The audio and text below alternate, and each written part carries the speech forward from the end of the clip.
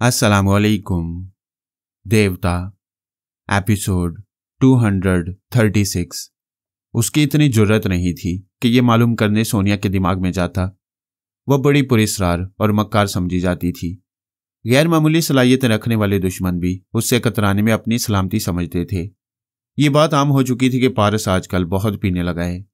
शाम के बाद अक्सर मदहोश रहता है। उसके दिमाग में आसानी से जगह मिल सकती थी। जब मारिया को झील वाले अड्डे में पहुंचा दिया गया तो वो मालूमात हासिल करने के लिए पारस के पास आ गया। उसने सबसे पहले ये मालूम करने की कोशिश की कि पारस उसकी मौजूदगी को समझ रहा है या नहीं। इंसान ख्वाह कितनी ही चोरी से सोचे, ख्याल ख्वानी करने वाले उस सोच को पढ़ लेते हैं। लेकिन जनाब शेख अल फारस ने उस पर अमल किया था। अपनी रूहानी कुव्वतों के जरिए उसके दिमाग को भूल भुलैया बना दिया था। कोई भी ख्याल ख्वानी करने वाला उसके दिमाग में पहुंचते ही ये मालूम करता कि पारस को शराब ने दिमागी तौर पर कमजोर बना दिया है। वो पराई सोच की लहरों को महसूस नहीं करता था। दूसरी बात यह कि बाप की मौत, नैन्सी की खुदकुशी और जोजो के अगवा ने उसे तोड़ दिया है। अब वो मनफी अंदाज में सोचने लगा है। पारस के दिमाग में पहुंचने के बाद इन बातों की तस्दीक हो गई। वह जेब से बोतल निकालकर पी रहा था और सोनिया की सलाहियतों से बेजारी जाहिर कर रहा था। दोनों माँ बेटे के दरमियान जो बातें हुई वो बहुत राजदाराना थी। किसी की मौजूदगी में कहीं नहीं जा सकती थी। सोनिया की आखिरी बात ने चौंका दिया था कि मारिया की उंगली में इंडिकेटर वाली अंगूठी है, जिसकी रहनुमाई में वह झील वाले अड्डे तक पहुंच जाएगी। इस आखिरी बात से पास्कल को यकीन हो गया कि पारस को उसकी मौजूदगी का एहसास नहीं। अगर वो माँ बेटा कोई ड्रामा प्ले करते तो इतनी अहम राज की बात ना उगलते। उसने फौरन बॉस के माथियत के पास पहुंचकर कहा, तुम लोग धोखा खा रहे हो। मारिया की उंगली से अंगूठी निकाल कर फेंको, वो इंडिकेटर है। सोनिया यहां पहुंच जाएगी। मारिया को दूसरी जगह मुंतकिल करो। वो मारिया को इस अड्डे से हटाने तक मातियत के दिमाग में रहा। मातियत ने उसके हुक्म के मुताबिक अपने एक आलेकार को वहां छोड़ा, फिर मारिया को दूसरी जगह ले गया। पास्कल ने उस आलेकार के जरिए देखा सोनिया वहां आई थी। उसने आलेकार से पूछा, मारिया कहाँ है? वो बोला, मैं किसी मारिया को नहीं जानता, मैं तो यहाँ का चौकीदार हूँ। कुछ लोग एक लड़की को जबरदस्ती लाए थे। मैंने साफ कह दिया कि अगवा की हुई लड़की को यहाँ छुपाने नहीं दूंगा। मैं मालिक की इजाजत के बगैर कोई काम नहीं करता। पास्कल उस आलेकार के जरिए बोल रहा था। उसका ख्याल था वो सोनिया जैसी चालाक औरत को चक्कर दे रहा है। सोनिया ने उसे चक्कर देने के लिए पूछा, क्या उस लड़की की उंगली में कोई अंगूठी थी? वो बोला, मैंने तवज्जो नहीं दी।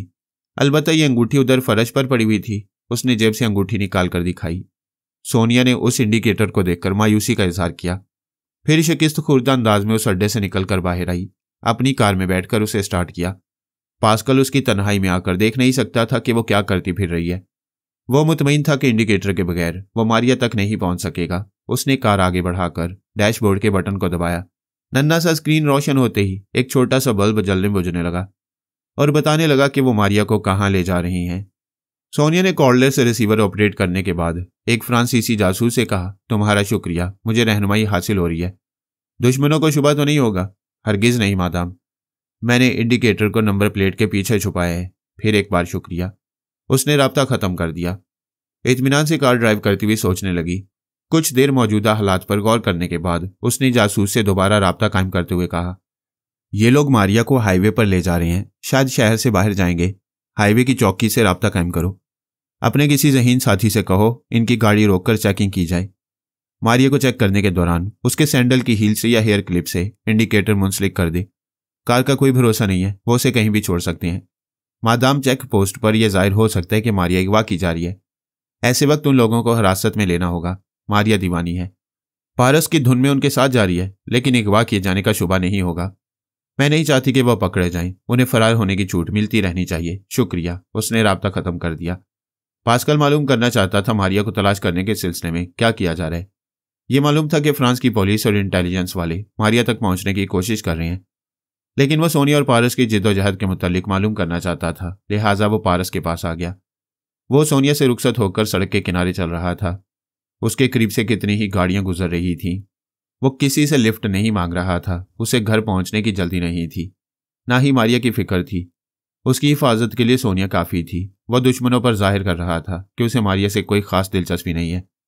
थोड़ी दूर जाने के बाद उसने अपने दिमाग में पराई सोच की लहरों को महसूस किया।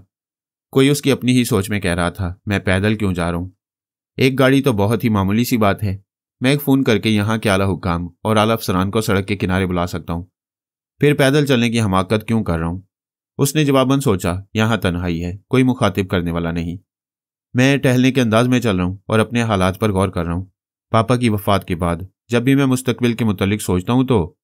उसने बेजारी का इजहार करते हुए बात अधूरी छोड़ दी। पास्कल बेचैन हो गया। उसने उसकी सोच में कहा, मुझे मुस्तकबिल के मुतल्लिक उलझन में नहीं पड़ना चाहिए, अपने आप को बताना चाहिए कि मैं क्या सोचता हूँ। पारस ने जवाबन सोचा, मैं जितनी बार सोचता हूँ उतनी बार एक ही अकल की बात समझ में आती है कि 2 सुपर ताकतों में से मुझे किसी एक का वफादार बन जाना चाहिए। अभी सुपर मास्टर और मास्कमैन दोनों हमें नुकसान पहुंचा रहे हैं। अगर सुपर मास्टर का ताबेदार बन जाऊं तो फिर एक ही मास्कमैन दुश्मन रह जाएगा। मैं एक दुश्मन से निपटने की सलाहियतें रखता हूं। पास्कल ने उसकी सोच में कहा। मैं उल्टी बात सोच रहा हूं। जोजो तो मास्कमैन की कैद में है। मुझे मास्कमैन का ताबेदार बनना चाहिए। पहले माँ फिर महबूबा। माँ को रिहाई दिलाने के लिए मैं सुपर मास्टर के हर हुक्म की तामील करूंगा, लेकिन सुपर मास्टर कभी मेरी वफादारी का यकीन नहीं करेगा। वैसे तो मास्कमैन भी यकीन नहीं करेगा, मगर उनके ख्याल ख्वानी करने वाले मेरे ढके चुपे ख्यालात को पढ़कर अपने आकाओं को यकीन दिला सकती हैं। पास्कल खामोश रहकर उसके चोर ख्यालात पढ़ने लगा। दिमाग की तह में उतरने के बाद यही मालूम हुआ कि पारस किसी एक सुपर ताकत का वफादार बनकर रहने के मामले में इंतहाई संजीदा है। वो सोच रहा था, अगर पापा हिकमत अमली से किसी एक सुपर ताकत को अपनी दोस्ती और वफादारी का यकीन दिलाते तो किसी दुश्मन की गोली से मारे ना जाते।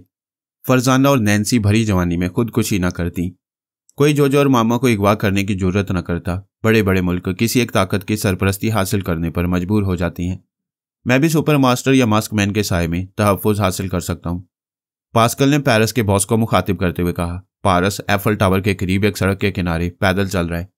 तुम अपनी कार में जाओ, मैं तुम्हें गाइड करूंगा। उसे दोस्त बनाने की कोशिश करो। उससे कहो अगर वो हमारा वफादार रहेगा तो जोजो वापस कर दी जाएगी।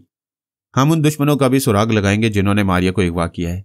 उसकी मामा रसवंती को भी सुपर मास्टर के चुंगल से निकाल लाने की कोशिश करेंगे। पारस ने फौरन उसकी हदायत पर अमल किया।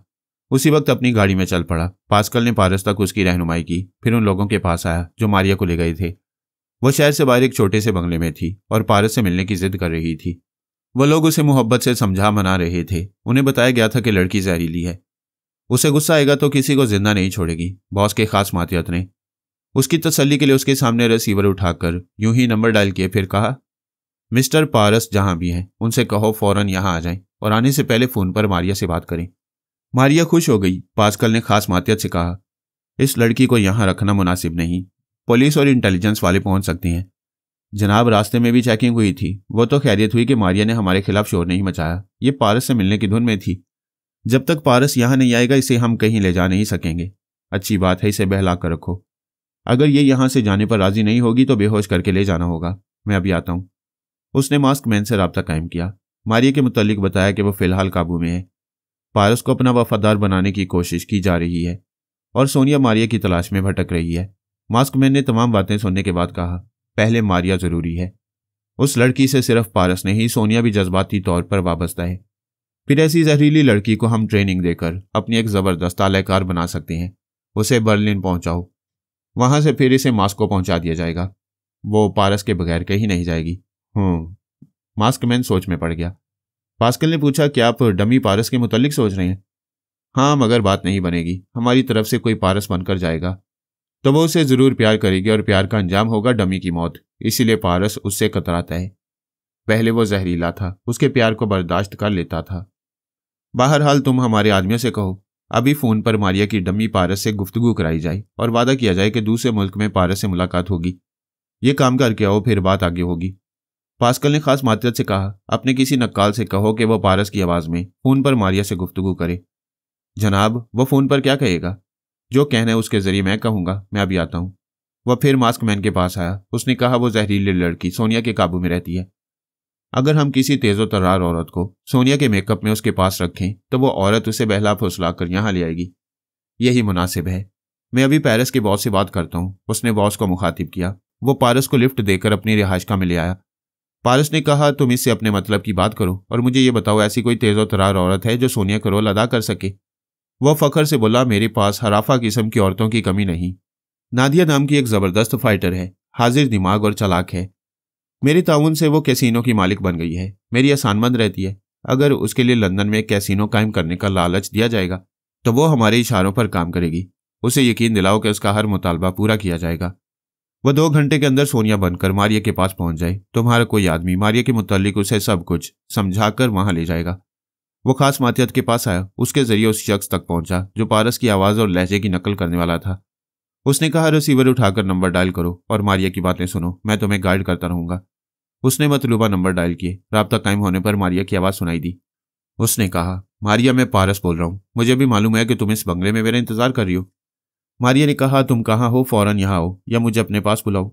मैं दूसरे मुल्क में हूँ, तुम्हें हवाई जहाज में आना पड़ेगा। मैं अकेली कैसे आऊंगी? सोनिया मामा तुम्हारे पास आ रही हैं, उनके साथ चली आओ। वो तो हमारी मुलाकात पर एतराज करती है, जादू से तुम्हारा दिल फेर देती हैं। पास्कल ये बात सुनकर जरा चकराया, फिर संभल कर बोला, वो हमारी दुश्मन नहीं है, सिर्फ ये चाहती हैं कि तुम तन्हाई में मुझे प्यार न करो। मेरे अंदर से जहर निकाल दिया गया है, तुम प्यार करोगी तो मैं मर जाऊंगा। मैं वादा करती हूँ मम्मा की हिदायत के मुताबिक तुमसे एक बालिश तो दूर रहा करूंगी, तुमसे मोहब्बत करती रहूंगी लेकिन प्यार नहीं करूंगी। मैंने यही बात मम्मा को समझाई है कि तुम बहुत समझदार लड़की हो, मुझसे दूर ही दूर से मोहब्बत करती रहोगी।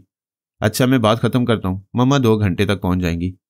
कल उनके साथ तुम हवाई जहाज में आओगी। मैं बेचैनी से तुम्हारा इंतजार कर रहा हूँ, खुदा हाफिज। राब्ता खत्म हो गया। पास्कल ने मारिया के पास आकर देखा, वह रिसीवर रखकर मुस्कुरा रही थी। काम बन गया था। अब इत्मीनान था कि वो जहरीली लड़की किसी को नुकसान नहीं पहुंचाएगी और कोई एतराज किए बगैर नादिया को सोनिया समझकर मास्को तक पहुंचा दी जाएगी। सोनिया इस बंगले के करीब पहुंची हुई थी। वह देखना चाहती थी कि मारिया को आखिरकार कहां पहुंचाया जाएगा। अगर वो ख्याल ख्वानी करने वाला पेरिस में या फ्रांस के किसी शहर में होगा तो वो लोग मारिया को जरूर वहां ले जाएंगे। इस तरह एक टेलीपैथी जानने वाला उससे बचकर नहीं जा सकेगा। अगर वो मारिया को किसी दूसरे मुल्क पहुंचाना चाहेंगे तो वो रास्ते की दीवार बन जाएगी, मारिया को उनसे वापस ले आएगी। वो अपनी कार में बैठी उनके अगले इक़दामात का इंतजार कर रही थी। कॉर्डलेस फोन के बजर ने उसे मुखातिब किया। उसने रिसीवर उठाकर हेलो कहा। दूसरी तरफ से पुलिस के एक आला अफसर ने कहा, मादाम आपसे नादिया जरूरी बातें करना चाहती है, आप उससे राब्ता कायम करें। उसने नादिया के नंबर डायल किए। राब्ता कायम होने पर नादिया ने हंसते हुए कहा, सोनिया मजे की बात सुनो, इस वक्त मैं तुम्हारा मेकअप कर रही हूँ और तुम्हारा रोल अदा करने मारिया के पास पहुंचाई जाने वाली हूँ। कुछ बातें समझ गई हूँ, कुछ समझना चाहती हूँ। वक्त ज़ाया न करो, बॉस के आदमी 1 घंटे बाद मुझे लेने आएंगे। तुम जहां भी हो चल पड़ो, रास्ते में कॉर्डलेस से बातें हो जाएंगी।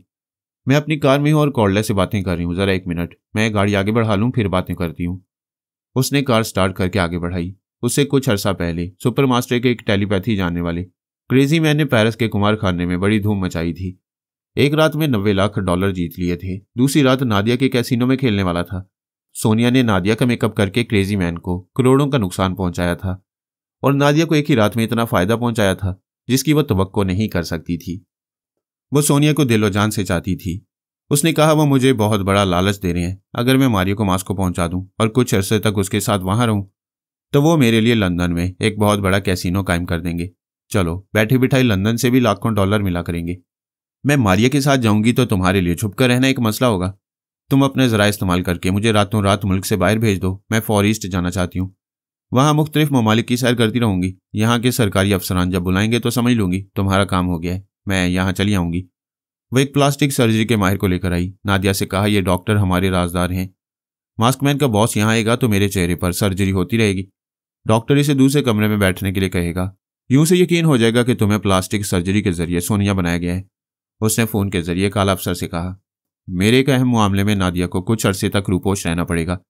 अपने हिप्नोटाइज करने वाले से कहो नादिया के दिमाग से उसकी अपनी आवाज और लबो लहजा मिटा दे। इस तरह कोई ख्याल ख्वानी करने वाला उसके दिमाग में नहीं पहुंचेगा, वो भटकता हुआ मेरे दिमाग में आएगा। आला अफसर ने कहा, एक बंद गाड़ी नादिया के बंगले के पीछे आएगी और उसे दूसरे बंगले में ले जाएगी। वहीं उस पर तनवीमी अमल होगा।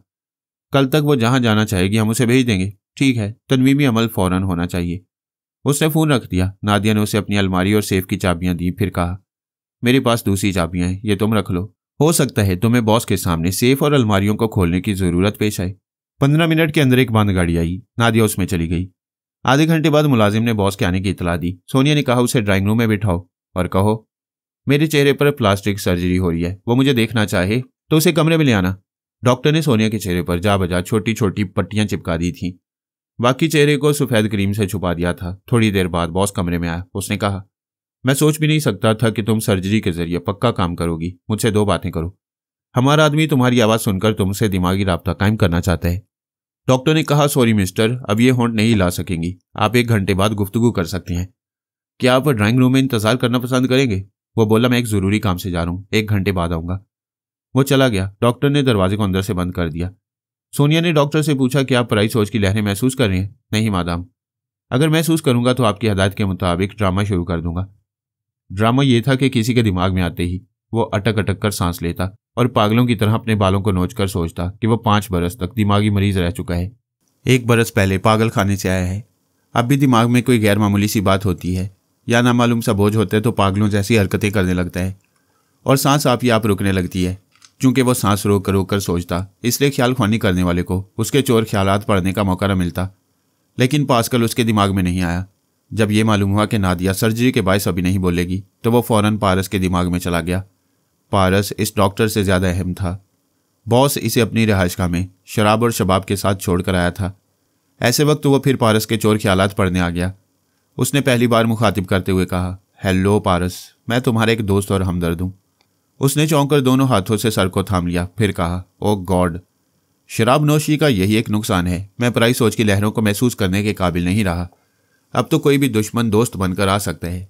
मैं दुश्मन नहीं हूँ, मास्कमैन का दस्ते रास्त हूँ। अभी जा रहा हूँ, किसी वक्त अचानक आकर तुम्हारे चोर ख्यालात पढ़ूंगा। जब यकीन होगा कि तुम मास्कमैन के वफादार रह सकते हो तो फिर हमारे दरमियान चंद अहम मामला तय होंगे। अच्छा, तो बॉस ने तुम्हें बताया है कि मैं किसी एक सुपर ताकत की झोली में जाना चाहता हूँ? वो कहका लगाकर बोला, मैं किसी बॉस का मोहताज नहीं रहता। मैंने चुपके से तुम्हारे ख्यालात पढ़ लिए थे। किसी के घर में या दिमाग में बगैर इजाज़त आने वाला चोर बदमाश होता है। तुम ना तो अच्छे इंसान हो सकते हो ना अच्छे दोस्त। चले जाओ यहाँ से। वह फिर हंसते हुए बोला, मैं अपनी मर्जी से आता हूँ और अपनी मर्जी से जाता हूँ। याद रखो, तुम्हारी जैसी सलाहियतों वाले बहुत मिल जाते हैं। हमें तुम्हारी ज़रूरत नहीं है, तुम्हें हमारी ज़रूरत है। अगर हमारे साय में पनाह नहीं लोगे तो सुपर मास्टर तुम सबको पीस कर रख देगा। मैं चाहूँ तो तुम्हें अपने घर का कुत्ता बनाकर वफादारी से दुम हिलाने पर मजबूर कर दूँ। पारस एकदम से उठकर खड़ा हो गया, फिर शराब की बोतल उठाकर बोला, आज तुम्हारी बातों ने मुझे झंझोड़ दिया है। मेरी समझ में आ गया है कि शराब आदमी को कुत्ता बना देती है। अगर मैं इसे ना पीता तो तुम्हारा बाप भी मेरे दिमाग में नहीं आ सकता था। मैं फिर अपनी दिमागी तवानाई वापस लाऊंगा। आज से शराब पर 1000 लानत। उसने बोतल को फर्श पर दे मारा, फिर चंद सेकंड के लिए सांस रोककर फिर सांस लेने लगा। वो जाहिर करना चाहता था कि नशे के बायस ज्यादा देर ऐसा नहीं कर सकेगा। पास्कल उसके दिमाग से बाहर निकला, फिर वापस आकर बोला, मैं जानता था कि तुम चंद सेकंड से ज्यादा सांस नहीं रोक सकोगे। तुम्हारे अंदर इतनी तवानाई नहीं है कि मुझे ज्यादा देर के लिए बाहर निकाल सको। पारस ने टेलीफोन के पास आकर रिसीवर उठाया, फिर नंबर डायल करने लगा। पास्कल ने पूछा, क्या आर्मर की टेलीपैथी का सहारा लेना चाहते हो? हम दोनों भाई कभी टेलीपैथी का सहारा नहीं लेते। राब्ता कायम हो गया। दूसरी तरफ से एक पुलिस अफसर की आवाज़ आई। पारस ने कहा, अंकल, मैं पारस बोल रहा हूँ। अभी रेड पावर के बॉस की रिहाइशगाह में हूँ, मुझे फ़ौरन यहाँ से आकर ले जाएं। पास्कल ने ज़ोरदार कहका लगाते हुए कहा, नाकामियों ने तो तुम्हारे सोचने समझने की सलाहियत छीन ली है। तुम गधे हो। क्या कानून की पनाह में जाकर टेलीपैथी के अजाब से बच सकते हो? क्या तुम मेरे दिमाग में जलजले पैदा करोगे? तुम्हें सबक सिखाने और मिट्टी के कीड़े की तरह रींग रींग कर अपने पास आने के लिए तुम्हें दिमागी झटके ज़रूर पहुंचाऊंगा। ज़रा और सोच लो किस तरह बच सकते हो। मैंने बहुत पहले ही खुद को बचा लिया है, ये देखो। उसने अपनी अंगूठी के एक नन्हे से बटन को दबाया, उसमें से एक सुई निकली। फिर इससे पहले कि पास्कल कुछ समझ पाता, उसने फर्श पर लेटकर वह सुई अपने बाजू में चुभोली। दूसरे लम्हे वो पारस के दिमाग से निकल आया। दिमागी झटके पहुंचाने की हसरत ही रह गई। वह बेहोश हो गया था और इस इत्मीनान से बेहोश हुआ था कि पुलिस अफसर उसे वहां से उठाकर ले जाएगा। पारस दिमागी तौर पर अपनी जगह हाजिर होकर झुंझला रहा था। उसे पूरा यकीन था कि पारस किसी तरह भी टेलीपैथी के अजाब से नहीं बच सकेगा, लेकिन उसने बड़ी तौहीन-आमेज़ शिकस्त दी थी। सोनिया और पारस से टकराकर पता चल रहा था कि जहानत और हाजिर दिमागी क्या होती है। यूं देखा जाए तो पारस की मक्कारी भी समझ में नहीं आई थी। हकीकतन वो किसी कदर जहरीला था। जब जहर असर नहीं करता था तो अंगूठी की सुई क्या असर करती? उस सुई में कोई दवा थी ही नहीं। ऐसा सिर्फ पास्कल को समझाने के लिए किया गया था। असल में उसने सुई चबोते ही आहिस्ता आहिस्ता यूं सांस रोकी थी जैसे धीरे धीरे जहन डूब रहा हो। इस तरह पास्कल उसके दिमाग से निकल गया। उसकी हरकतों से यही समझ रहा था कि यह सब कुछ सुई इंजेक्ट करने के बायस हुआ है। वह थोड़ी देर तक झुंझलाता रहा, फिर मास्कमैन से दिमागी राब्ता कायम करके बोला, मैं पारस को बहुत ही इबरतनाक सजा दूंगा। उसे अपने कदमों में लौटने पर मजबूर कर दूंगा। बात क्या है? पहले तुमने आकर कहा था कि उसे अपना ताबेदार बनाया जा सकता है। वो खतरनाक हद तक चालाक है। हम उस पर भरोसा करेंगे तो वो हमें किसी दिन ले डूबेगा। मुझे बताओ आखिर हुआ क्या है? उसने पारस के मुतल्लिक तफसील बताई। मास्क मैन ने कहा, तुम उसके पास जाकर भूल गए थे कि उसकी परवरिश सोनिया ने की है। बेशक वो खतरनाक है, क्या शेर खतरनाक नहीं होता? वो आदमी को चीर फाड़ कर खा जाता है, इसके बावजूद आदमी उसे पिंजरे में बंद कर लेता है। सर्कस का रिंग मास्टर उसे अपने इशारों पर तमाशा बना देता है। पारस चालाक और खतरनाक है, इसीलिए मैं उसे अपना ताबेदार बनाने पर राजी हो गया था, मगर तुमने खेल बिगाड़ दिया है। मैंने क्या बिगाड़ा है? उसका शराब में डूबे रहना ऐसा ही था जैसे शेर पिंजरे में रहने लगा हो। तुम जब चाहते उसके चोर ख्यालात पढ़ लेते, लेकिन उसे तैश दिलाकर तुमने उसकी शराब छुड़ा दी। कल से तुम उसके दिमाग में नहीं जा सकोगे। जरा सोचो हमारा कितना बड़ा नुकसान हो रहा है। ओह गॉड, मैंने गुस्से और गुरूर में इस पहलू को नज़रअंदाज कर दिया था। अब क्या होगा? वो हमसे बिदक गया है। अगर उसे रोका ना गया तो वह सुपर मास्टर की झोली में चला जाएगा। मैं उसे जाने नहीं दूंगा। जैसे ही वो होश में आएगा मैं उसके दिमाग पर छा जाऊंगा। यानी फिर उस पर जबर करना चाहोगे और वह फिर किसी चालाकी से तुम्हारी टेलीपैथी को शिकस्त देगा। उसने एक बार धोखा दिया है, दूसरी बार नहीं दे सकेगा। अब वो मुझसे जिंदगी की भीख मांगेगा। ऐसी ही खुशफहमियों के बायस तुम जैसों की मौत होती है, या फिर ऐसे ही नुकसान उठाते हो जैसे पारस के सिलसिले में उठा रहे हो। वो हमारी तरफ माइल हो सकता था, मगर तुम उसे बदतरीन दुश्मन बना रहे हो। शतरंज की बिसात पर काम आने वाले मोहरों की तादाद देखी जाती है। मेरी बिसात पर तुम और मेडोना टेलीपैथी जानते हो। सुपर मास्टर के पास भी रसवंती और एक टेलीपैथी जानने वाला है, जो किसी शुमार में नहीं। पता नहीं ब्रेन वॉशिंग के बाद वो हमारे काम आ सकेगी या नहीं। अली तैमूर बेहतरीन सलाहियतों का मालिक है। वो अपनी माँ की खातिर सुपर मास्टर की तरफ झुकेगा। अगर हम पारस को मोहब्बत से दोस्त बनाएंगे और हमारी दोस्ती साबित होती रहेगी तो सोनिया भी पारस की खातिर हमारे काम आती रहा करेगी। मेरी समझ में नहीं आता कि दोनों पारस और सोनिया को जिंदा रखने की क्या ज़रूरत है। उन्हें हलाक करना हमारे इख्तियार से बाहर है। फरहाद और सोनिया को हलाक करने की कोशिश करते हुए एक मुद्दत गुजर गई। उनके बच्चे पैदा हुए और जवान हो गए। आज भी सुपर ताकतों पर उनकी दहशत तारी है। तकरीबन 25 बरस के अरसे में एक फरहाद मारा गया है, उसकी जगह 2 फरहाद पैदा हो गए हैं। सोनिया रोज़ अव्वल की तरह नाकाबिल गिरफ्त है, हवा की तरह कभी मुट्ठी में नहीं आती। मेरी हिकमत अमली को समझो, उन्हें बेहतरीन दोस्त बनाओ। जब वो हम पर अंधा एतमाद करने लगें तो दानियाल की तरह पटरी बदल कर ऐसा कामयाब हमला करो कि वो फरहाद की तरह बच न सकें, सीधे मौत के मुंह में चले जाएं। वाकई हम इसी तरह उन्हें ख़त्म कर सकते हैं। मैं मसलतन अपनी शिकस्त को भूलकर पारस से दोस्ती करूंगा, मगर उसके दिमाग में आज़ादी से नहीं पहुंच सकूंगा। उसके चोर ख्यालात नहीं पढ़ सकूंगा। तुम बहुत जल्दी मायूस हो जाते हो। पहले दोस्ती करो, फिर उसे शराब नोशी पर माइल किया जा सकता है। किसी के भी दिमाग को कमज़ोर बनाने के और भी कई हथकंडे हैं।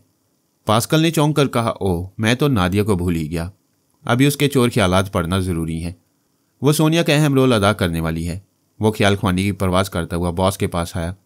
बॉस 1 घंटे बाद नादिया के कमरे में आ गया था और सोनिया को देखकर हैरत से कह रहा था, प्लास्टिक सर्जरी के माहिर ने कमाल कर दिया है। तुम हर जाविये से मुकम्मल सोनिया बन गई हो। वो डॉक्टर कहाँ है? उसका काम ख़त्म हो गया, वो चला गया है। पास्कल बड़ी खामोशी से बॉस के दिमाग में था। वहाँ से उसने सोनिया की आवाज़ और लहजा सुना, फिर उसके दिमाग में पहुँचने के लिए परवाज़ की। ये परवाज़ ज़रा भटक गई क्योंकि नादिया पर तनवीमी अमल हो चुका था। अब सोनिया इस आवाज़ और लहजे को अपना रही थी। वह भटकता हुआ उसके दिमाग में आ गया। वो नया ख्याल ख्वानी करने वाला था। इस लम्हाती रुकावट को समझ ना पाया। सोनिया के ख्यालात पढ़ने में मसरूफ़ हो गया। वो सोच रही थी, मैं आईने में मुकम्मल सोनिया नज़र आ रही हूँ। अब इसकी गुफ्तार और रफ्तार की भी कामयाब नकल करूंगी तो मारी और पारस वगैरह कभी मुझ पर शुबा नहीं करेंगे। पास्कल ने उसकी सोच में कहा, मैं एक ख़तरनाक काम करने जा रही हूँ। सोनिया को पता चलेगा तो वो मुझे जिंदा नहीं छोड़ेगी। सोनिया ने सोच के जरिए कहा, रेड पावर का बॉस सोनिया से कम नहीं है। फिर उसकी पुश्त पर मास्क मैन है, सब मेरी हिफाजत करेंगे। सोनिया मेरे पीछे मॉस्को नहीं आ सकेगी। उसे ये कभी मालूम नहीं होगा कि नादिया ने उसका रोल अदा किया था। हाय, जब मैं वापस आऊँगी तो लंदन में कैसीनो की मालिक बन जाऊँगी। इतना बड़ा मुनाफा हासिल करने के लिए खतरात से खेलना ही पड़ता है। सोनिया की ऐसी की तैसी। पास्कल ये ख्यालात पढ़कर मुतमईन हो गया। उसने बॉस से कहा, तुम्हारे बयान के मुताबिक नादिया बेहतरीन नक्काल है। उसे सोनिया की आवाज़ सुनाओ और इसके मुतल्लिक मज़ीद मालूमात फराम करो। बॉस ने कहा, मैं तमाम इंतज़ामात के साथ आया हूँ। मेरे पास सोनिया के वीडियो और ऑडियो कैसेट्स हैं। अगले 1 घंटे तक सोनिया अपनी ही आवाज़ की कैसेट सुनती रही और टीवी स्क्रीन पर अपनी मुतहर्रिक फिल्म देखती रही। बॉस के सामने अपनी रफ्तार और गुफ्तार की नकल करते वक्त कभी गलती करती थी तो बॉस उसे टोकता था, फिर वो गलती दुरुस्त कर लेती थी। पास्कल ने बॉस से कहा, नादिया बहुत ज़हीन है। 1 आध घंटे की मश्क के बाद सोनिया की हर बात और हर अदा की नक्काली कामयाबी से करेगी। मैं इसकी रवानगी का इंतज़ाम करने जा रहा हूँ। वह चला गया। रात के 2 बजे बॉस ने कहा, तुम बड़ी कामयाबी से नकल कर रही हो, किसी पहलू से नादिया नजर नहीं आ रही हो, चलो मुख्तसर सा सामान पैक करो और यहाँ से चल पड़ो। वह बॉस को ड्राइंग रूम में छोड़कर नादिया के बेडरूम में आई। ट्रांसमीटर निकालकर एक आला अफसर से कहा, कुछ लोग मुझे और मारिया को जाली पासपोर्ट के जरिए बर्लिन ले जाएंगे। मुतलका अफसरान को ताकीद करें कि सख्ती से चेकिंग ना की जाए, हमें जाने की इजाज़त दे दी जाए। पारस को बता दें कि मैं बर्लिन के बाद मास्को में रहूंगी। उसने राब्ता ख़त्म किया, एक अटैची में ज़रूरी सामान रखा, फिर एक नए सफ़र और नए हंगामों के लिए रवाना हो गई। फरहाद अली तैमूर की फैमिली में वो पहली औरत थी जो रूस की सरजमीन पर कदम रखने वाली थी। रसवंती बिस्तर पर पड़ी हुई सोच रही थी, मैं कहाँ हूँ और किन लोगों में हूँ, मैं यहाँ कैसे पहुँच गई। वो कमज़ोरी महसूस कर रही थी, दिमाग भी कदरे कमज़ोर हो चुका था। इब्तदा में वो कुछ समझ नहीं पाई, हाथ पांव हिलाए बगैर चुपचाप पड़ी रही। फिर रफ्ता रफ्ता याद आने लगा, बाबा साहब के इदारे का माहौल मातमी था। फरहाद की मौत पर सभी सोगवार थे। वो अपने क्वार्टर में परेशानी से टहल रही थी। अपने बेटे अली तैमूर की वल्दियत का मसला था। फरहाद की ज़िंदगी में फ़ैसला नहीं हो पाया था कि बेटा पारस है या अली तैमूर। फिर पारस ने नशे की हालत में एक नया इंकशाफ किया था कि सोनिया ने उसे जन्म दिया है। अगरचे ऐसा उसने नशे में कहा था, मगर ऐसा मुमकिन था। सोनिया और फरहाद की मिली भगत हो सकती थी। पारस को सोनिया ने पैदा किया और माँ का रिश्ता रसवंती से जोड़ती रही। वह ऐसे ही ख्यालात में उलझी हुई थी कि ऐसे में अचानक फरहाद ने मुखातिब किया। वह अपने दिमाग में उसकी आवाज़ और लहजा सुनकर हैरान रह गई। उसकी मैयत बाबा साहब के इदारे में रखी हुई थी और वो दिमाग में बोल रहा था, मैं जिंदा हूँ और एक जगह रूपोश हूँ। ये रात सिर्फ तुम्हें बता रहा हूँ, तुम मेरी शरीके हयात हो। ऐसे वक्त मुझे तुम्हारी सख्त ज़रूरत है। बाबा साहब के इदारे से निकलो, यहाँ तुम्हें अपने पास लाने के लिए मैं गाइड करूँगा। रसवंती ने यह नहीं सोचा कि दुश्मन ख्याल ख्वानी करने वाले फ्रॉड कर सकती हैं।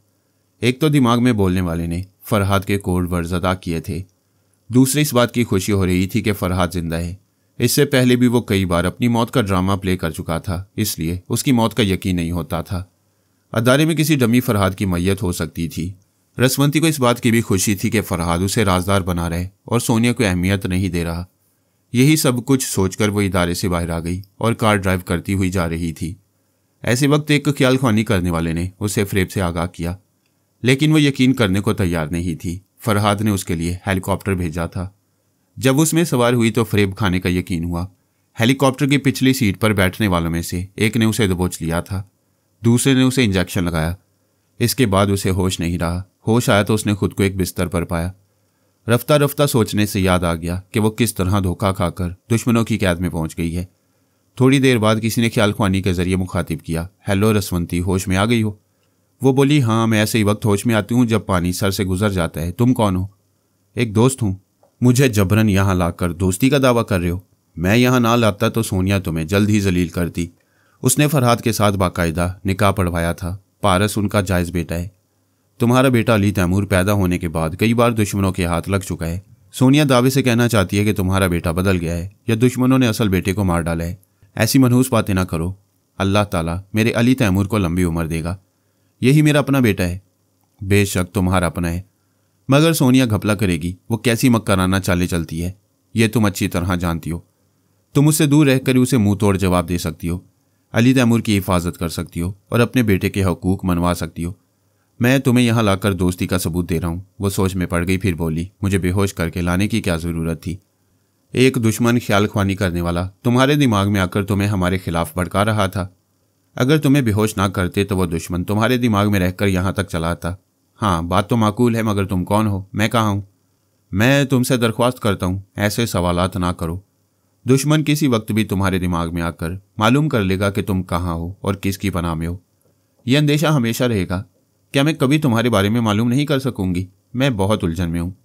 तुम्हारी उलझन जल्द ही दूर हो जाएगी। मैं तनवीमी अमल के जरिए तुम्हारे दिमाग को हसास बना दूंगा।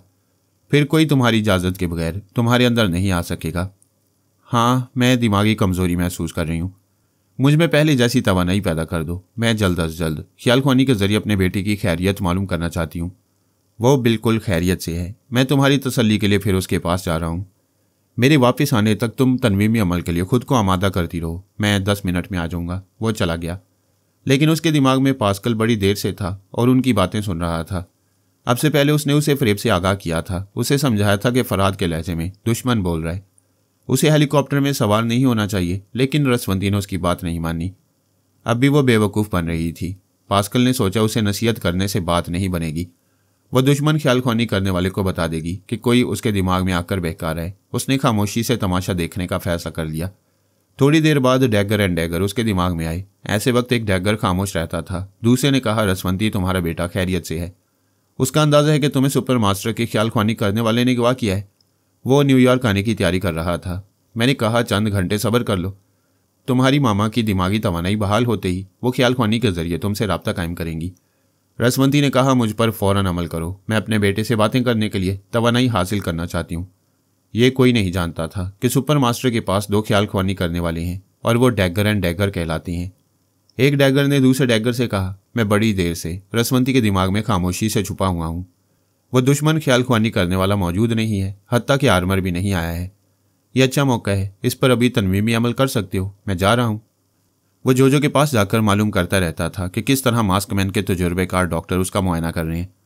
उसका ख्याल था कि जिस तरह वो रसवंती पर तनवीमी अमल कर रहे हैं, उसी तरह दुश्मन ख्यालख्वानी करने वाला जोजो पर अमल करेगा।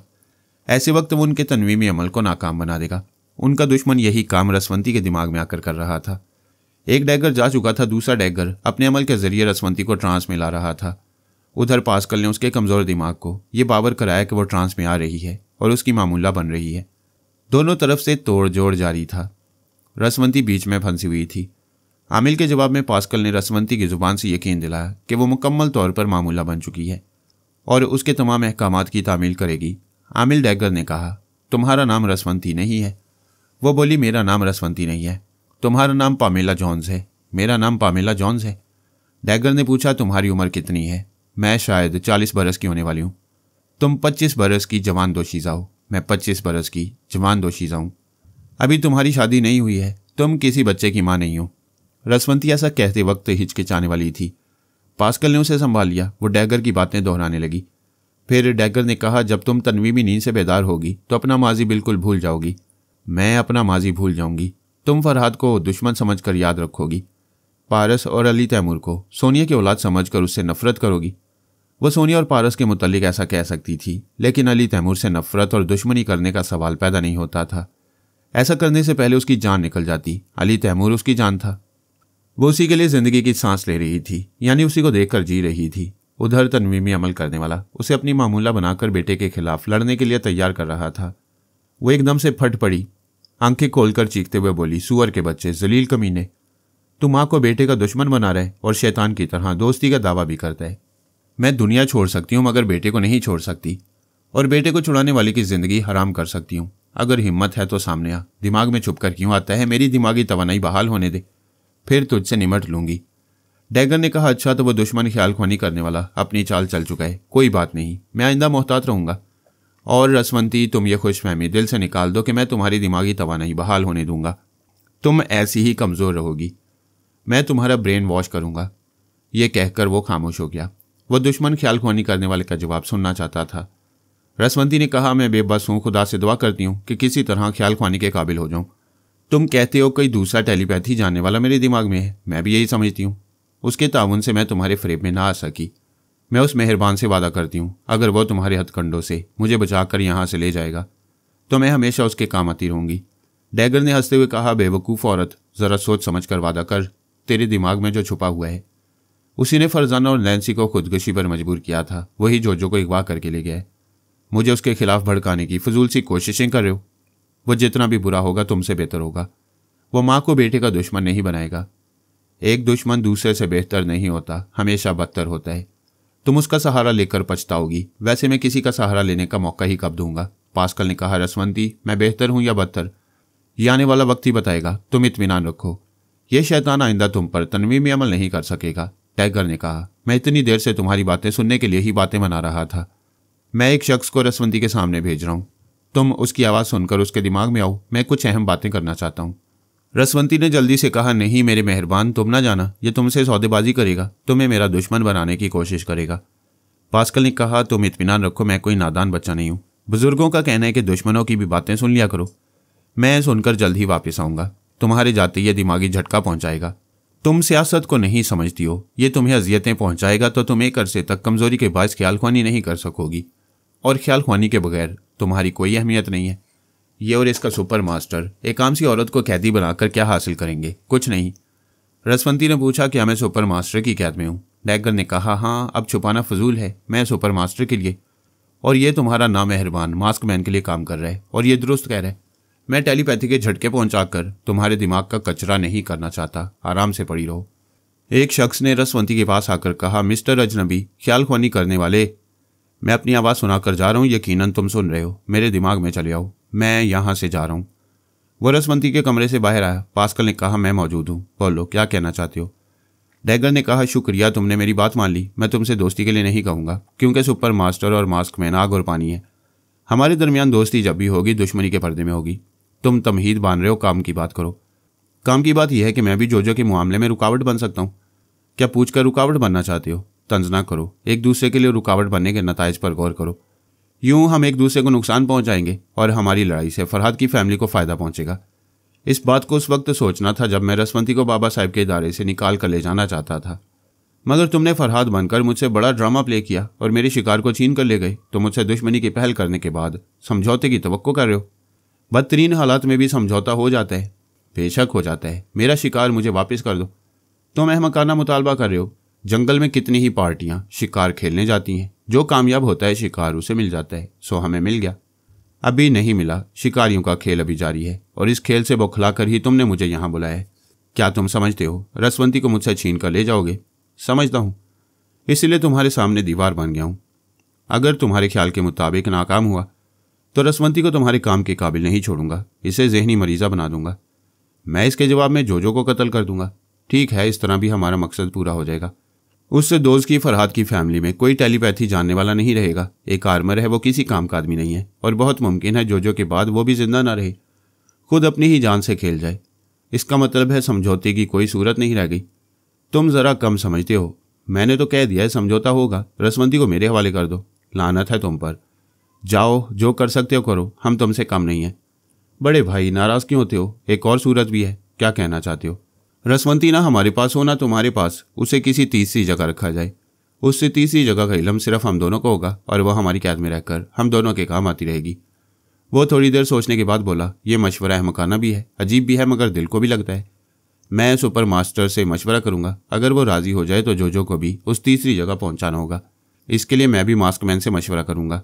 अच्छी बात है, हम आधे घंटे बाद फिर इस शख्स के दिमाग में मिलेंगे। वो दोनों अपने अपने हाकिम के पास आए। सुपर मास्टर ने तमाम बातें सुनने के बाद कहा, जब तक रसवंती का दिमाग कमज़ोर रहेगा वो दुश्मन ख्याल ख्वानी करने वाला हमें परेशान करता रहेगा। तीसरी जगह वाली बात इन हालात में माकूल है, जब रसवंती हमारे हाथ से निकलने लगे या दुश्मन इसे दिमागी मरीज़ा बना दे। लेकिन मैं ऐसे हालात पैदा नहीं होने दूंगा। आप क्या करना चाहती हैं? जिन डॉक्टरों ने रसवंती का मुआयना किया था उनकी रिपोर्ट आ गई है। वो कहते हैं ऑपरेशन के जरिए इसकी ज़ुबान में ऐसी तब्दीली लाई जाएगी कि इसकी आवाज़ और लहजा बदल जाएगा। अगर हम इसका चेहरा भी तब्दील कर दें तो कोई इसे पहचान नहीं सकेगा और अजनबी लहजे के बाइस इसके दिमाग में नहीं आ सकेगा।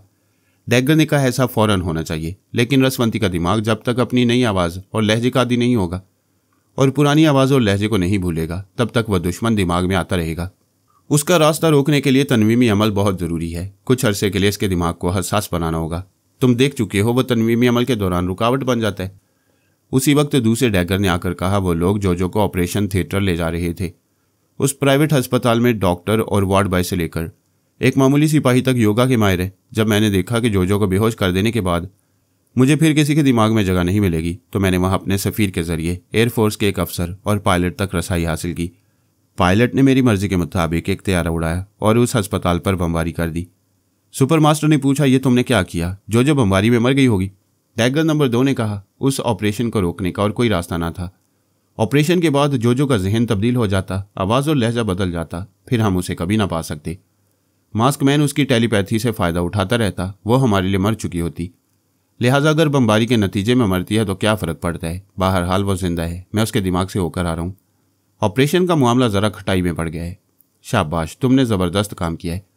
सर, हमारी कामयाबी तो यह है कि 2 निहायत तजुर्बेकार और सर्जरी के माहिर डॉक्टर जो दिमाग का ऑपरेशन करने वाले थे वो बमबारी से हलाक हो गए थे। सुपर मास्टर ने खुश होकर पूछा, क्या तुम डॉक्टरों के दिमागों में गए थे? नहीं, वो गूंगे बने रहते थे। मैं कभी उनकी आवाज़ ना सुन सका। जोजो के दिमाग में रहकर एक फौजी अफसर की रिपोर्ट सुनी है। उस रिपोर्ट के मुताबिक दोनों डॉक्टर मर चुके हैं। इसका मतलब है ऑपरेशन के लिए असर नौ इंतजामात में काफ़ी वक्त लगेगा। जाओ किसी तरह जोजो को वहाँ से निकालने की कोशिश करो। नाकामी की सूरत में उस लड़की को हमेशा के लिए ख़त्म कर देना। डैगर नंबर 2 चला गया तो नंबर 1 ने पूछा, हम रसवंती को किस तरह दुश्मन से छुपा कर रख सकती हैं? एक ही रास्ता है, तुम्हें मुसलसल रसवंती के दिमाग में खामोश रहना होगा। जब यकीन हो जाए कि दुश्मन नहीं है तो इस औरत को फ़ौरन ट्रांस में लाकर हुक्म दो कि तुम्हारे सिवा कोई भी सोच की लहराए तो उसका दिमाग महसूस कर ले और वह फ़ौरन सांस रोक ले। तुम इतना कर लो, बाकी काम ऑपरेशन से हो जाएगा। डैगर नंबर 1 बड़ी खामोशी से रसवंती के दिमाग में पहुंच गया। उधर पास्कल जोजो के मामले में मसरूफ़ हो गया था। एयरफोर्स के पायलट का बयान था कि उसके दिमाग पर किसी ने कब्जा जमाया हुआ था। उसके बयान के मुताबिक यही समझ में आता था कि सुपर मास्टर की टेलीपैथी जानने वाले ने अस्पताल को तबाह कर दिया है। पास्कल ने मास्कमैन से पूछा, बमबारी किस वक्त हुई थी? मास्कमैन ने कहा, ठीक 10:10 पर। पास्कल ने कहा, मैं 10 बजे से 10:30 बजे तक एक शख्स के दिमाग में रहकर सुपर मास्टर के ख्यालख्वानी करने वाले से गुफ्तगू कर रहा था। फिर वो कैसे अस्पताल पर बमबारी करा सकता है?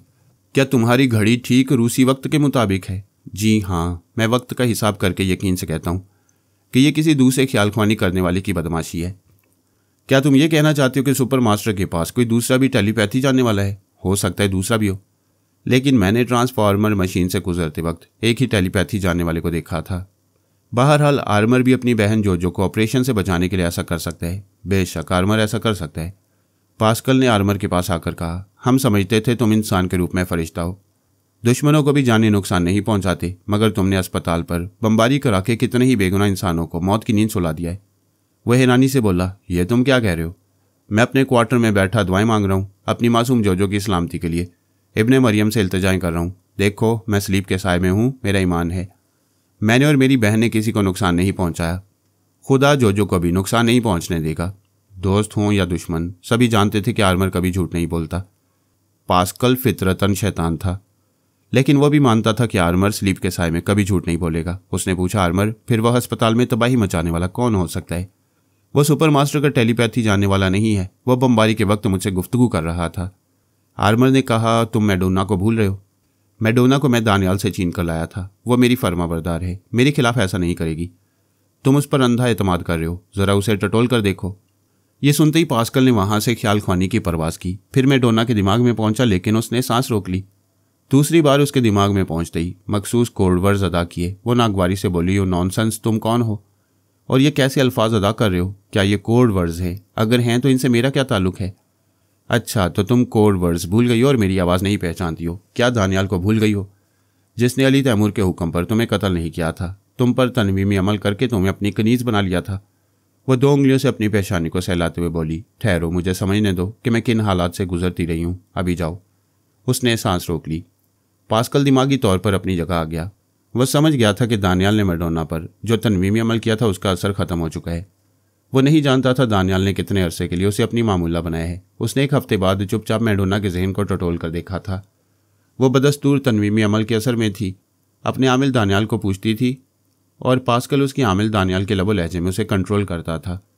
उसका ख्याल था कि तनवीमी अमल का असर जिस दिन भी ज़रा कमज़ोर पड़ेगा उसी दिन वह मैडोना को अपने अमल के असर में ले आएगा।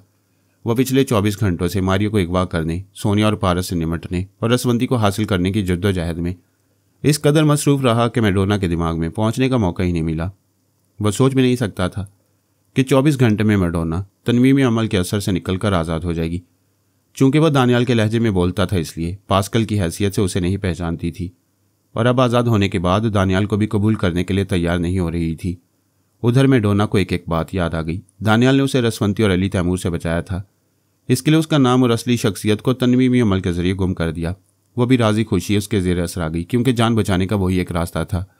अब वो हैप्नोटिज्म के सैर से निकलकर सोच रही थी, क्या मुझे फिर दानियाल के ज़ेर असर रहना चाहिए और उसकी बर्तरी को कबूल करना चाहिए? हरगिज़ नहीं, मैं टेलीपैथी जानती हूँ, मैं अपनी अलग हैसियत मनवाती रहूँगी। वो दानियाल की मौत से बेखबर थी। पास्कल ने दस्तूर के मुताबिक अभी उसे दानियाल बनकर मुखातिब किया था, इसलिए वो उसे जिंदा समझ रही थी। उसने सोचते रहने के दौरान एक उम्दा सा लिबास पहना, आईने में खुद को देखा, चेहरे पर हल्का सा मेकअप किया। ये मेकअप ना होता तब भी वो भला की हसीन थी। उसने पर्स में अच्छी खासी करेंसी रखी, फिर इस रिहायशगाह से बाहर आ गई। उसकी दानिस्त में दानियाल मौजूदा रिहायशगाह को जानता था। खुद वहाँ आकर या अपने आलयकारों के जरिए उसे कैदी बनाकर उसके दिमाग को कमज़ोर करके फिर तनवीमी अमल कर सकता था। इस तरह वो कभी उसके असर से निकल ना पाती, उसकी ताबेदार बनकर जिंदगी गुजारती रहती। अब ये सोचने समझने का वक्त नहीं था कि तन्हा कहाँ जाएगी और किस तरह दुश्मनों से छुपती रहेगी। उसके ख्याल में एक तरफ फरहाद की फैमिली उसकी जान लेना चाहती थी, क्योंकि उसी ने अपने आलाकार के जरिए फरहाद पर गोली चलाई थी। फिर मास्कमैन का ख्याल ख्वानी करने वाला भी उसका मुखालिफ था। दूसरी तरफ सुपर मास्टर उसकी तवील गैर हाजिरी से दुश्मन हो गया था। लेकिन अभी वो दानियाल के खतरे से दूर जा रही थी। उसने एक कार ड्राइव करते हुए सोचा, अगर मैं मेकअप के जरिए चेहरे में तब्दीली कर लूँ तो दानियाल मुझे पहचान नहीं सकेगा। वो फ्रांस के एक छोटे से शहर लामीज में मौजूद थी। वहाँ बड़े शहर की तरह खातिरख्वाह मेकअप का सामान नहीं मिल सकता था। तलाश करने पर स्टेज ड्रामों के मेकअप की चीज़ें और कई तरह की विज्ञान नजर आईं। उसने अपनी पसंद की चंद चीज़ें खरीदी। फिर थिएटर के एक मेकअप मैन का पता मालूम करके उसके घर आ गई। वो एक बूढ़ा आदमी था और तन्हा रहता था। वह उसे $500 देते हुए बोली, मेरे चेहरे पर कुछ ऐसी तब्दीली ले आओ कि पहचानी ना जा सकूं। वह मुस्कुराते हुए बोला, ज़्यादा रकम देकर चेहरा छुपाने वाले मर्द कभी कभी आते हैं, मगर एक लड़की पहली बार आई है। कानून से छुप रही हो या मुजरिमों से? तुम अपने काम से मतलब रखो, कोई सवाल ना करो। तुम्हें गलतियों से बचाने के लिए सवालात कर रहा हूँ। तुम जवाब देकर मेरी नेक नियति को समझ लोगी। उसने जवाब दिया, मैं कानून के मुहाफिज हूँ और अपने दुश्मनों दोनों से छुपना चाहती हूँ। क्या तुमने छुपने के लिए पिछली तमाम निशानियाँ मिटा दी हैं? सिर्फ ये चेहरा रह गया है? हाँ, मैंने पिछली रिहाइश का और अपने इस्तेमाल की तमाम चीज़ें छोड़ दी हैं। और ये कार जो बाहर खड़ी है, वो चौंक कर बोली, ओ गॉड, मैं तो भूल गई थी। वो इस गाड़ी के जरिए यहाँ पहुँच सकता है। सोचती क्या हो, फौरन जाओ और इसे कहीं फेंक कर आओ। तुम मालदार लगती हो, एक गाड़ी का नुकसान बर्दाश्त कर सकती हो। वह तेज़ी से चलती हुई गाड़ी में आकर बैठ गई। उसे ड्राइव करती हुई शहर के एक मसरूफ इलाके में आई। वहाँ गाड़ी को छोड़ा, फिर एक घोड़े वाली बग्गी में बैठकर बूढ़े मेकअप मैन के पास आ गई। इस दौरान वो बूढ़े के ख्यालात पढ़ती रही। पता चला उसने अब तक कितने ही मुजरिमों को मेकअप के जरिए छुपाया था और उनके खिलाफ पुलिस में मुखबरी नहीं की थी। वो आम इंसानों की तरह थोड़ा बेईमान और थोड़ा ईमानदार था। जिसका काम करता था उसे कभी भी बेईमानी नहीं करता था। उसका नाम ऑरलानो साचा था। उसने एक जवान लड़की की तस्वीर मैडोना को दिखाते हुए पूछा, क्या ये सूरत बना दूं? उसने तारीफ करते हुए कहा, बहुत खूबसूरत है। कौन है ये? मेरी बेटी थी, अब इस दुनिया में नहीं है। मुझे ये सुनकर अफसोस हुआ।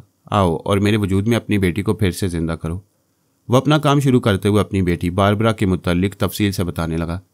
एक बदमाश ने बारबरा के चेहरे पर तेजाब फेंक दिया था। उसका चेहरा बुरी तरह झुलस गया था। फिर वह मर गई।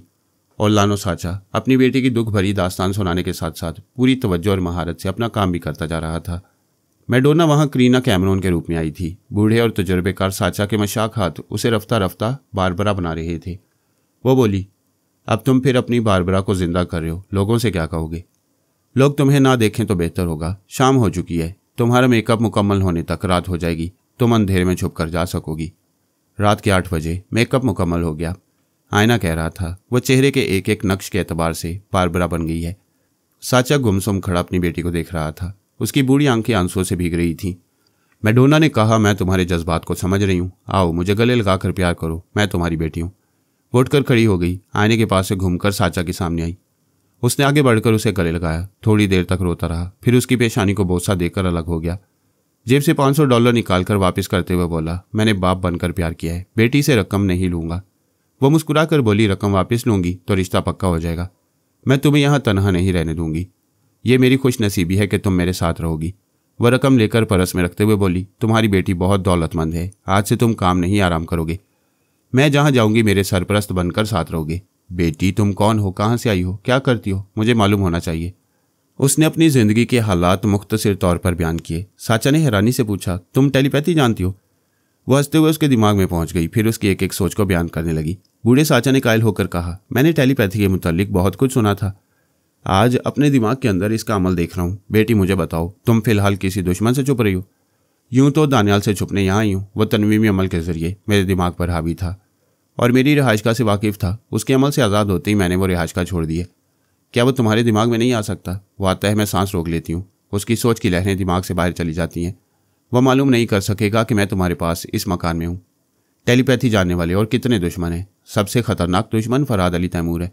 मैंने कालाकार के जरिए उसे गोली मार दी थी। पता नहीं वह जिंदा है या मर गया।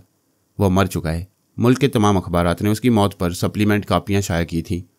रेडियो और टीवी के जरिए उसकी मौत की खबर नशर की गई थी। मैडोना का सर झुक गया। वाइस्तगी से बोली, मैंने अच्छा नहीं किया। सुपर मास्टर के हुक्म पर मैंने खुद ही फरहाद को दुश्मन बना लिया। आज मैं सुपर मास्टर के पास नहीं जा सकती। मेरी इतनी तवील गैर हाजिरी से उसे यकीन हो गया होगा कि मैं उसके दुश्मनों के लिए काम कर रही हूँ। वो बज़ाहिर मुझे मुआफ़ कर देगा, मगर दर पर्दा कत्ल करा देगा। मैं घर की रही ना घाट की। बेटी, सोच समझ कर कदम उठाया करो। अक्ल की बात यह है कि दोस्त बनाओ, दुश्मन न बनाओ। किसी से दोस्ती ना करना चाहो तो कोई बात नहीं, मगर किसी हाल में दुश्मनी ना करो। दुश्मनी सुकून छीन लेती है। मैं इस नसीहत पर अमल करूंगी। खुद को मसरूफ़ रखने के लिए लोगों के दिमागों को चुपचाप पढ़ती रहो और खुद को जाहिर किए बगैर उनके काम आती रहो। फिर देखो तुम्हें किस कदर रूहानी सुकून मिलेगा। बाबा, मैंने फरहाद का रिकॉर्ड पढ़ा था। वो एक अच्छा इंसान था, जिसका दोस्त बन जाता, उसके लिए जान की बाजी लगा देता। उसकी मौत ने मुझे अंदर से झंझोड़ दिया है। मैं उसकी मौत की जिम्मेदार हूँ। अपने दिल का बोझ ना बढ़ाओ। हर इंसान से गलती होती है। तुम खुद को इस तरह समझाओ कि जब भी मौका मिलेगा इस गलती की तलाफी करोगी और फरहाद के बीवी बच्चों के बुरे वक्त में आइंदा काम आती रहोगी। हाँ, इसी तरह मेरे दिल का बोझ हल्का हो सकता है। और बताओ, कितने दुश्मन हैं? फरहाद की बीवी रसवंती टेलीपैथी जानती है। वो मेरी ताक में होगी। उसने मेरी आवाज़ सुनी है। एक बार मुझे दिमागी झटके पहुंचा चुकी है। मैं हैरान हूं कि वो शौहर की मौत का बदला लेने मेरे पास क्यों नहीं आ रही है। उसने एक बार भी ख्याल ख्वानी के जरिए मुझे परेशान नहीं किया है। गैर मामूली सलाहियत रखने वाली औरत अपने शौहर का खून मुआफ़ नहीं करेगी। मेरा ख्याल है अभी वो किसी मुसीबत में या उलझन में है, इसलिए तुम्हें नज़रअंदाज कर रही है। जब वो आए तो सांस रोक लिया करना। जब तक मैं न कहूँ उससे बात न करना। सीधी सी बात है, ऐसी औरत से बराह रास्त होने वाली गुफ्तगू नाकाम रहती है। हम उसके बच्चों के जरिए उसे मोम करने की कोशिश करेंगे। पापा, तुम बड़े तजुर्बे की बातें समझा रहे हो। आगे बोलो, और कितने दुश्मन है? सुपर मास्टर के पास एक ख्याल ख्वानी करने वाला है और दूसरा ख्याल ख्वानी करने वाला शायद मास्क मैन के लिए काम कर रहा है। मेरा दिल कहता है अगर किसी तरह सोनिया मुझे मुआफ़ कर दे तो रसवंती भी मुआफ़ कर देगी। फरहाद की फैमिली में सोनिया सबसे समझदार औरत है। मैं उसकी पनाह में पहुंच जाऊं तो दुश्मन आसानी से मुझ पर हमला नहीं कर सकेंगे। वो फौलाद है। फौलाद जिसके सर पर मोहब्बत से हाथ रखती है, उसे भी फौलाद बनाकर छोड़ती है। ऐसी बात है तो हम सोनिया तक पहुंचने की कोशिश करेंगे। वो कहाँ मिल सकती है? वो पेरिस में होगी। हम कल सुबह यहाँ से रवाना होंगे। पापा, मैं यहाँ मुतमईन नहीं हूँ। दानियाल के आदमी यहाँ आ सकते हैं। वो मुझे नहीं पहचानेंगे, मगर दानियाल उनके जरिए तुम्हारे दिमाग में पहुंचकर सब कुछ मालूम कर लेगा। इसका मतलब है मैं तुम्हारे लिए खतरा हूँ? ऐसी बात नहीं है। तुम अपना दिल और दिमाग राजी खुशी मेरी तरफ माइल कर लो तो मैं तुम पर तनवीमी अमल करूँगी और तुम्हारे दिमाग में ये बात नक्श कर दूंगी कि मैं तुम्हारी बेटी हूँ। अमेरिका से आई हूँ और कुछ अरसे तक तुम्हारे साथ रहूँगी। इस तरह ये बात तुम्हारे दिमाग से निकल जाएगी कि तुमने किसी लड़की को अपनी बारबरा का रूप दिया है। उसे भला क्या एतराज़ हो सकता था? वो तनवीमी अमल के लिए राजी हो गया। पास्कल परेशान था। ये अंदेशा सर उठा रहा था कि मैडोना सुपर मास्टर के पास चली जाएगी तो उधर टेलीपैथी जाने वालों का पलड़ा भारी हो जाएगा। उसके आदमी लामीन्स शहर में उसे ढूंढते फिर रहे थे। वो एक छोटा सा शहर था। वहाँ किसी भी खतरनाक तंजीम का कोई एजेंट या आलाकार नहीं था। पास्कल अपने आलाकारों को हेलीकॉप्टरों के जरिए वहाँ पहुँचा सकता था, मगर यह बात फ्रांस की हुकूमत के इल्म में आ जाती कि रेड पावर के बॉस ने लामीन्स शहर में अपने आदमी भेजे हैं और वो मैडोना को गिरफ्तार करने से पहले ये बात किसी के इल्म में लाना नहीं चाहता था। मुख्तसर ये कि पास्कल के 20 आदमी कारों के जरिए रात के 9 बजे उस शहर में पहुंचे। इस दौरान पास्कल ने लामीन्स के एक पुलिस अफसर को फ़ोन किया था और कहा था करीना कैमरॉन नामी एक लड़की ने अपने आशना को कत्ल करके उसकी लाश कहीं छुपा दी है। वो फलां बंगले में रहती है, उसे फ़ौरन गिरफ्तार करें। मैं कत्ल के सबूत के साथ शाम तक वहाँ पहुँच जाऊँगा। पुलिस अफसर ने पूछा, तुम कौन हो? उसने अपना फर्जी नाम और पता बताकर उसके दिमाग पर कब्जा जमा लिया। फिर उस अफसर के अंदर रहकर मैडोना के बंगले में गया। वो मुकफ्फल था। अफसर दरवाजे का लॉक तोड़कर अंदर गया। वहाँ से कुछ हासिल नहीं हुआ। करीना कैमरॉन की तस्वीर भी नहीं मिली। एक पड़ोसी ने उसका मुबहम सा हुलिया बयान किया। पास्कल अफसर को पूरे शहर में दौड़ाता रहा। शहर से बाहर जाने वाले रास्तों की पुलिस चौकियों में जाकर इस हुलिया की लड़की के बारे में पूछता गया। जवाब में मायूसी हुई। पास्कल के साथ मास्क मैन भी परेशान था। वो किसी भी कीमत पर टेलीपैथी जाने वाली मैडोना को अपने कब्जे में रखना चाहता था। उसने कहा, बॉस के आदमी इस शहर में पहुंचकर उसे तलाश करते रहेंगे। तुम बॉस से कहो अपने आदमियों को फ्रांस के मुख्तलिफ शहरों में पहुंचा दें। मैं यकीन से कहता हूँ वो लड़की मेकअप में छुपी हुई है, किसी छोटे शहर में जाकर पनाह लेगी। फरहाद की फैमिली के खौफ से पेरिस का रुख नहीं करेगी। पास्कल ने मास्क मैन का हुक्म रेड पावर के बॉस को सुना दिया। बॉस ने कहा, मेरे आदमी इस मुल्क के हर छोटे बड़े शहर में जाकर उसे तलाश करते रहेंगे। मैडोना के चक्कर में पास्कल कई घंटे तक रसवंती के पास ना जा सका। जब वो गया तो मायूसी हुई। रसवंती ने सांस रोक ली थी। इसका मतलब यही था कि डैगर तनवीमी अमल के जरिए रसवंती के दिमाग को हसास बनाने में कामयाब हो गया था। अब वहाँ पास्कल की दाल नहीं गल सकती थी। मायूसी सिर्फ पास्कल के नसीब में नहीं थी। सिर्फ मास्क मैन बाजी नहीं आ रहा था, सुपर मास्टर को भी मात हो रही थी। डैगर नंबर 2 ने आकर कहा, सर हम धोखा खा गए। मास्कमैन ने यह झूठी खबर फैलाई थी कि दोनों तजुर्बेकार डॉक्टर मारे गए हैं। अब जोजो के ऑपरेशन में ताखीर होगी, जबकि दोनों डॉक्टर जिंदा हैं। उन्होंने ऑपरेशन से पहले जोजो को बेहोश कर दिया है। अब मैं उसके दिमाग में जाकर यह मालूम नहीं कर सकूंगा कि किस अस्पताल में ऑपरेशन हो रहा है। मुझे अफसोस है, जोजो को हलाक करने का भी कोई जरिया हमारे पास नहीं। सुपर मास्टर ने कहा, कोई बात नहीं, हमने रसवंती को दुश्मन ख्यालख्वानी करने वाले से बचा लिया है। मालूम करो दुश्मन जोजो के सिलसिले में क्या कर रहे हैं। अब जोजो तक पहुंचना दुश्वार था, किसी को उसके दिमाग में जगह नहीं मिल रही थी। मास्कमैन अस्पताल में बमबारी के बाद बहुत ज़्यादा मोहतात हो गया था। इसी तरह सुपर मास्टर रसवंती तक पहुंचने के तमाम रास्ते बंद कर चुका था। दोनों के ख्यालख्वानी करने वाले फिलहाल बेबस थे। पास्कल की तमाम तवज्जो अब मैडोना तक पहुंचने के लिए थी।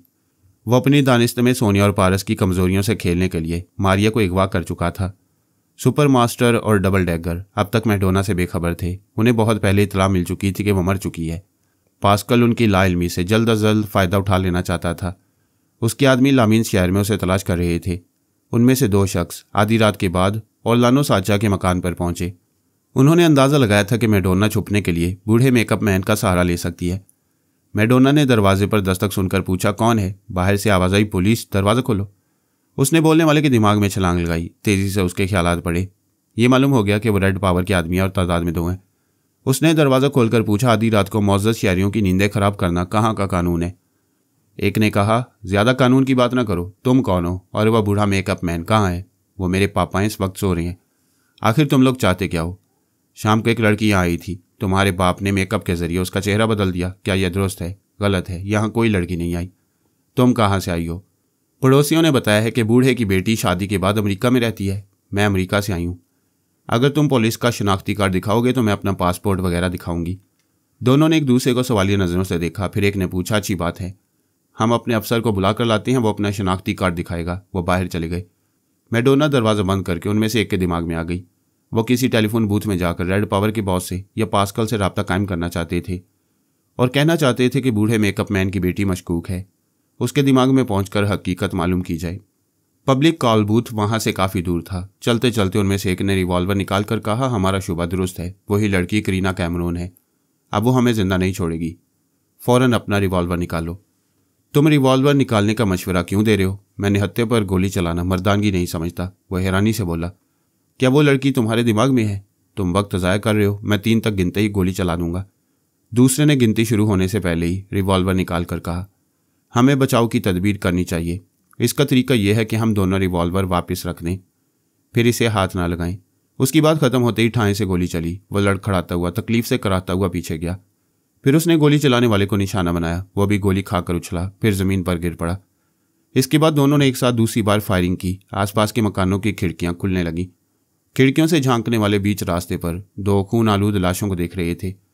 मैडोना ने 10 बजे तनवीमी अमल ख़त्म करके साचा को सुला दिया था। 2 घंटे में तनवीमी नींद पूरी हो चुकी थी। उसने साचा को जगाते हुए कहा, फ़ौरन यहाँ से निकल चलो, दुश्मन यहाँ तक पहुँच सकता है। वह बिस्तर से उठकर खड़ा हो गया। उसने छोटी सी अटैची में अपने और मैडोना के लिए एक जोड़ा रखा, कुछ ज़रूरी कागजात भी रखे। वो बोली, हमें किसी चीज़ की ज़रूरत नहीं है, ज़रूरत के वक्त हर चीज़ हासिल कर लूँगी। दरवाजे को लॉक करके चलो। वो बाहर आए, दरवाजे को मुकफ्फल किया, फिर एक तरफ चल पड़े। जिधर फायरिंग हुई थी और 2 लाशें पड़ी हुई थीं, वहाँ लोगों की आवाज़ें सुनाई दे रही थीं। शहर के दूसरे हिस्सों में सन्नाटा छाया हुआ था। वह वीरान रास्तों के फुटपाथ से गुजरने लगे। छोटे से शहर में रात के वक्त शाज़ो नादिर ही टैक्सियाँ नजर आती हैं। वो किसी तरह इस शहर से दूर निकल जाना चाहते थे, लेकिन ऐसा कोई जरिया दिखाई नहीं दे रहा था। एक रास्ते के मोड़ पर किसी ने आवाज़ दी, रुक जाओ। वो रुक गए। हुक्म दिया गया, इधर आओ। उन्होंने उधर देखा। 2 सिपाही खड़े हुए थे। वो उनके करीब गए। एक सिपाही ने कहा, अरे मिस्टर साचा, इतनी रात को कहाँ जा रहे हो? साचा ने कहा, ये मेरी बेटी है, 2 बजे ट्रेन से मार्सिल्स जा रही है, इसे स्टेशन तक पहुंचाने जा रहा हूँ। सिपाहियों ने जाने की इजाज़त दे दी। साचा ने कुछ दूर जाकर कहा, बेटी हमें ट्रेन से ही जाना होगा। वह बोली, दुश्मन मुख्तलिफ ज़राए से तेज़ रफ्तार ट्रेन में पहुंच जाएंगे, शायद रेलवे स्टेशन के पास हमें टैक्सी मिल जाए। दूर से कार आती हुई दिखाई दी। हेडलाइट्स की रोशनी में कार वाले ने एक हसीना को बूढ़े के साथ देख लिया था। उसने रफ्तार सुस्त कर दी, करीब आकर गाड़ी रोक दी, फिर पूछा, क्या मैं कोई मदद कर सकता हूँ? साचा उसे बातें करने लगा। मैडोना ने उसकी सोच पढ़कर समझ लिया, कम वक्त अय्याश है, मेरे इशारों पर चलेगा। वह मुस्कुराते हुए करीब आई, फिर बोली, हम बहुत दूर जाना चाहते हैं। वह जवाबन मुस्कुराकर बोला, ताली दोनों हाथों से बजेगी तो बहुत दूर तक पहुंचा दूंगा। ताली दोनों हाथों से बजेगी। साचा पीछे हट गया। अजनबी ने कहा, यह कांटा कौन है? कोई भी है, मगर चुभने वाला नहीं है। तो फिर वेलकम कहता हूँ, आ जाओ। वो उसके बराबर वाली सीट पर आ गई। साचा पिछली सीट पर आकर बैठ गया। कार आगे बढ़ गई। अजनबी ने सोचा हाथ बढ़ाकर हसीना के बदन को छूना चाहिए, लेकिन वो कोशिश के बावजूद स्टीयरिंग पर से हाथ ना हटा सका। फिर उसने परेशान होकर सोचा चलो बातों से ही छेड़छाड़ शुरू करना चाहिए। उसने कुछ कहने के लिए मुंह खोला, वो मुंह आप ही आप बंद हो गया। उसने दूसरी बार मुंह खोला तो कराहने की आवाज़ निकलने लगी। मैडोना ने पूछा तुम किसी तकलीफ में मुब्तला हो? वह जवाब देना चाहता था मगर मुंह से दर्दनाक आवाज़ें निकलने लगीं। वो बोली कोई बात नहीं, मुंह और ज़ुबान को जहमत ना दो, खामोश रहो। एक पुलिस चौकी पर उन्हें रोका गया। एक अफसर ने पूछा तुम लोग कौन और कहाँ जा रहे हो? कार वाले को पहली बार ख्याल आया कि वो शहर से बाहर आ गया है, लेकिन वो अपनी हैरानी और परेशानी को जाहिर न कर सका। मैडोना की मर्जी के मुताबिक बोला मैं रॉजर स्मिथ हूँ, ये मेरी वाइफ है और पीछे मेरे फादर हैं। उसने डैशबोर्ड खोलकर कागजात निकाले।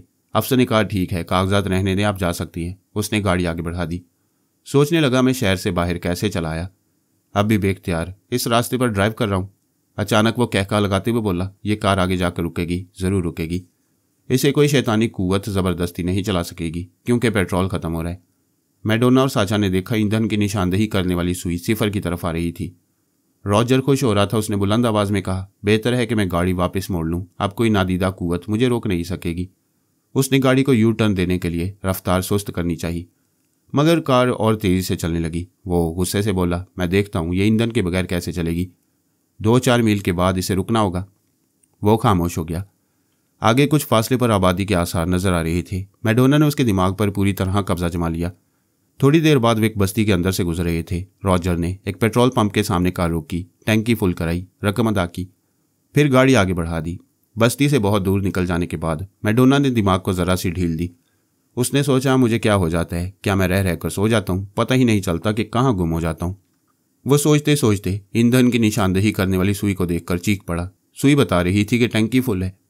अब वो गाड़ी पेरिस पहुंचने तक नहीं रुकेगी। वो अचानक ही धाड़े मार मार कर रोने लगा। ओ गॉड, गाड़ी मैं चला रहा हूँ, मैंने कहीं से रोका नहीं, रास्ते में कोई पेट्रोल पंप नहीं आया, फिर टैंकी कैसे फुल हो गई? मैं पागल हो जाऊंगा, मैं पागल हो गया हूँ। उसने खुद को पागल बनाने की कोशिश की ताकि इस तरह गाड़ी रुक जाए, मगर वो तेज़ रफ्तारी से भागी जा रही थी। उसने मैडोना और साचा को बारी बारी मुखातिब किया, मगर दोनों आंखें बंद किए सो रहे थे। साचा सचमुच सो गया था, मगर मैडोना रॉजर को कंट्रोल कर रही थी। वो सुबह 6 बजे पेरिस पहुंच गई। शहर के कल्ब में पहुंचकर गाड़ी रुक गई। वो स्टीयरिंग को घुमसा मारते हुए बोला क्यों रुक गई? मुझे जहन्नुम में पहुंचाकर रुकना चाहिए था, मगर मैं खूब समझता हूँ यहाँ से निकलकर बाहर जाना चाहूँगा। तो तू फिर चल पड़ेगी? नहीं, मैं कहीं नहीं जाऊँगा, यहाँ बैठा रहूँगा। मैडोना ने साचा को जगाया, उसके साथ कार से बाहर आई, फिर खिड़की पर झुककर बोली मिस्टर रॉजर, तुम्हारा बहुत बहुत शुक्रिया, किस्मत को मंजूर हुआ तो फिर कभी मिलेंगे। वह झुंझला कर बोला लानत है तुम पर, एक बार भी तुम्हें छू ना सका। आइंदा मैं किसी लड़की को लिफ्ट नहीं दूंगा, बल्कि कार ही नहीं चलाऊंगा। ये कहते उसने बेख्तियार कार स्टार्ट की, फिर उसे ड्राइव करता हुआ चला गया। मैडोना वहीं फुटपाथ पर खड़ी आधे घंटे तक उसके दिमाग में रही। फिर साचा से बोली मैंने उसके दिमाग को ढील दी थी, अब वो अपनी मर्जी से ड्राइव करता हुआ लामीन्स की तरफ वापस जा रहा है। मेरा ख्याल है ये मेरे दुश्मनों के हत्थे नहीं चढ़ेगा। मैं थोड़ी देर बाद फिर इसके दिमाग में झांक कर देखूंगी। साचा ने कहा यहाँ हम किसी होटल में या किसी मकान में पेइंग गेस्ट की हैसियत से रहेंगे तो दुश्मन आसानी से हम तक पहुँच जाएंगे। हमें किसी प्राइवेट मकान में रहना होगा। वो फुटपाथ पर चलते हुए बोली हम रिहायशी इलाके में हैं, तुम एक आध गुजरने वाले को मुखातिब करते रहो, शायद किसी से कोई बात बन जाए। बेटी, हर पहलू पर गौर किया करो। हम जिस इलाके में मकान किराए पर लेकर रहेंगे वहाँ के लोग हमारे मुताल्लिक पूछगिछ करेंगे। दुश्मन तलाश करने आएंगे तो उन्हें मालूम हो जाएगा कि फ़लाँ इलाके के फ़लाँ मकान में एक लड़की बूढ़े बाप के साथ आई है और इस सुबह आई है जिस रात तुम लामीन से फरार हुई थी। पापा, तुम हर पहलू पर दूर तक सोचते समझते हो, प्लीज़ कोई तदबीर सोचो। हमें महफूज पनाहगाह कहाँ मिल सकती है? क्या तुम इस बात पर ध्यान दे रही हो कि कभी कभी किसी गाड़ी की रफ्तार सुस्त हो जाती है, ड्राइव करने वाले तुम्हें देखते हुए गुजरते हैं? ये तुम कौन सी बात ले बैठे हो? यही बात ज़रूरी है।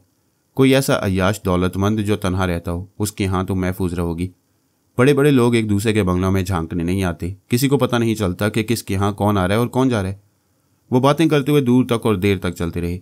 अचानक बहुत ही कीमती कार मैडोना के पास आकर रुक गई। शायद फिर किसी की शामत आ गई थी।